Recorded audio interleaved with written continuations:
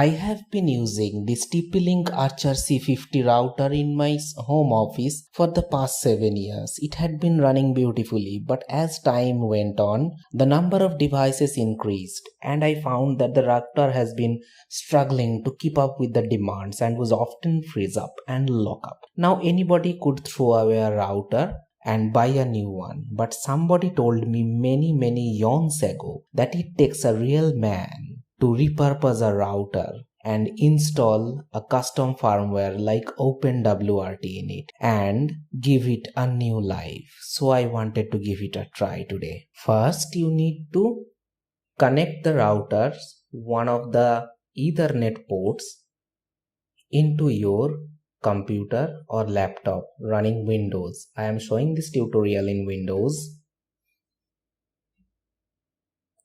Then you need to go to the OpenWRT website and download the required firmware for your router. Make sure you download the factory image of the correct version of your router.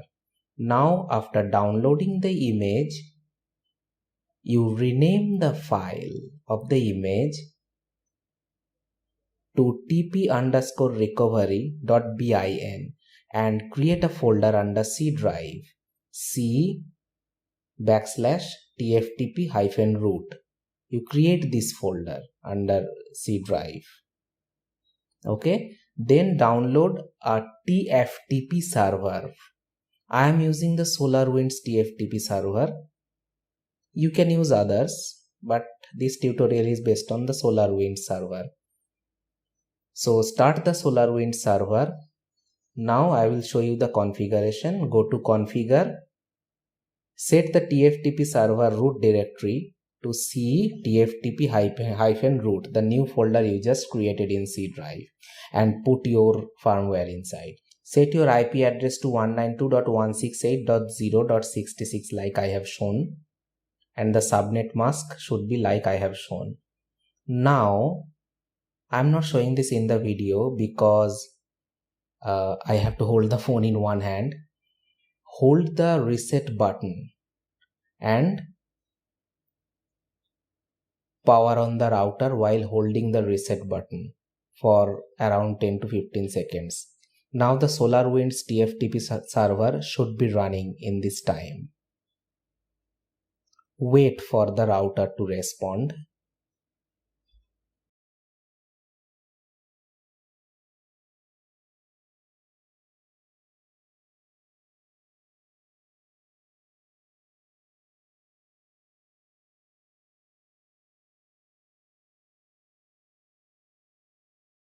Yes, the router has connected to the TFTP server. Wait for the firmware to transfer into the router. The firmware has been transferred. You can see that. Now look at the router. Enjoy your cup of coffee as the LEDs flash, indicating the flushing process of the router. Don't power off your computer or router during this process. Keep your patience for 10 to 15 minutes. And if you fail, you can try again. Now you will be greeted with the OpenWRT LUCI interface when you type 192.168.1.1 while the router is still connected. You can see that my router is now running the OpenWRT. I'm not showing the configuration process. You need to remember that by default OpenWRT does not enable the wireless radios. So if you want to know how to enable the wireless radios, look to my other tutorial where I showed the flushing process of a Netgear R6850. There I show you how to enable the wireless radios. So by default the Ethernet is enabled, and that's it. And if you want to revert the firmware, you can easily do this by downloading the stock firmware from the website, from the TP-Link website for your device, and flashing it by the same process. Rename it to tp_recovery.bin and flash it by the same process. So that's it for today, men. See you in the next video. Take care.